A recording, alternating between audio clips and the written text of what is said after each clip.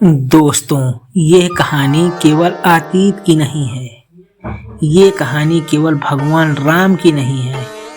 यह कहानी हर उस इंसान की है जो सही होते हुए भी कठिनाइयों से गुजरता है, जो शिकायत कर सकता है लेकिन फिर भी धैर्य चुनता है। जब जीवन पूछता है अब क्या करोगे, तब रामायण जवाब देती है। आज की ये कथा आपको केवल सुनने के लिए नहीं है, आपको मजबूत बनाने के लिए है।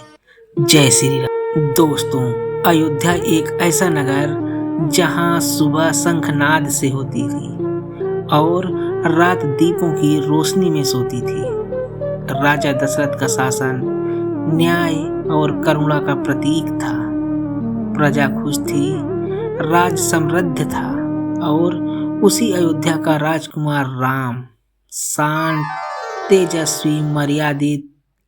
ऐसा नहीं कि वे बोलते कम थे, बल्कि इसलिए कि उनकी मौन भी लोगों को सिखा देती थी। राज्य अभिषेक की तैयारी थी, हर चेहरा मुस्कुरा रहा था, लेकिन जीवन परीक्षा हमेशा सबसे अच्छे समय पर लेता है। दोस्तों, मंथरा के शब्द कैकेयी के मन में जहर बन गए। 2 वरदान और एक फैसला।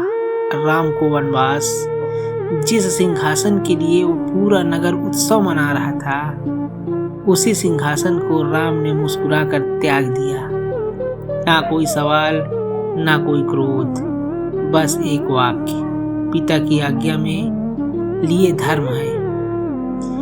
आज हम छोटी बात पर रिश्ते तोड़ देते हैं। राम ने पूरा राज्य छोड़ दिया और फिर भी शांत रहे। यही धैर्य की पहली परीक्षा थी।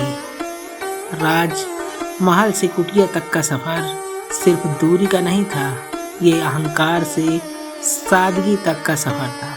सीता, जो कभी मिट्टी पर नहीं चली थी, अब वन में मुस्कुराकर चल रही थी। लक्ष्मण, जिनके पास सब कुछ था लेकिन उन्होंने सेवा चुनी। और राम, जो राजा थे लेकिन पहले इंसान बने। वन में कोई सुविधा नहीं थी लेकिन शांति थी। यह हमें सिखाता है, सुख साधनों में नहीं, संतोष में होता है।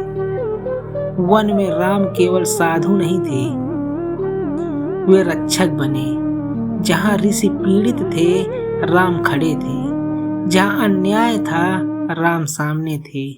उन्होंने कभी नहीं कहा यह मेरा काम नहीं। आज हम कहते हैं मुझे क्या मिलेगा।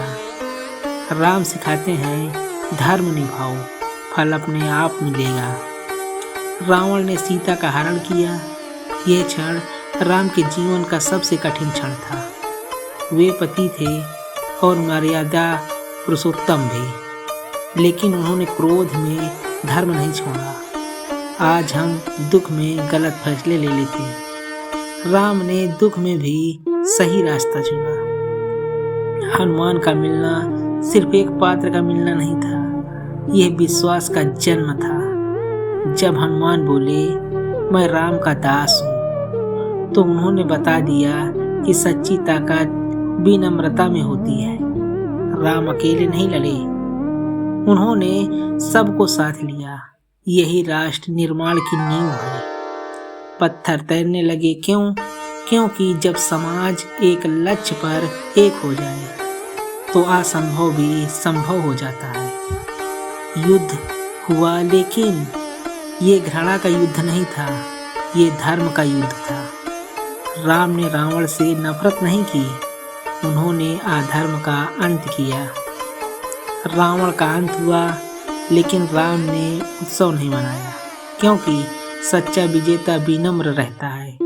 राम राज्य आया जहां राजा प्रजा से ऊपर नहीं, प्रजा के लिए था। राम राज्य कोई कल्पना नहीं, एक जिम्मेदारी है। अगर आज जीवन कठिन है तो समझ लो भगवान तुम्हें भी मजबूत बना रहे हैं। धैर्य रखो, त्याग सीखो और सही के लिए खड़े रहो। लेकिन क्योंकि जब समाज भटकेगा, रामायण रास्ता दिखाएगी। जय श्री राम, जय श्री राम।